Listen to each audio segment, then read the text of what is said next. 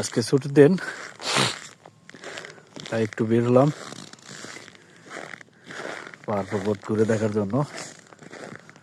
এখানে আসলে একটা সুবিধা, বেরোলে তিব্বতের ফ্লেভারটা পাওয়া যায়। আজকে এখন -15 চলতেছে।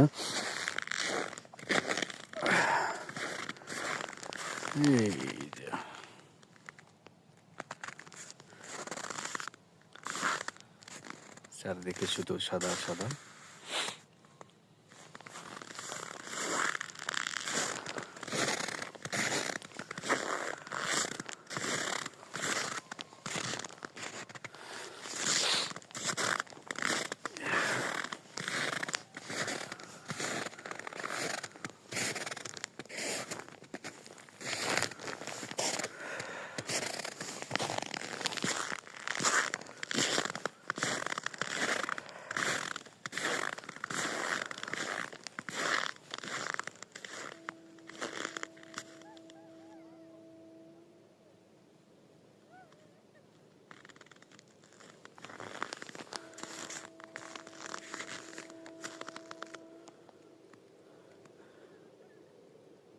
দিনের বেলা সূর্য দেখা যাচ্ছে।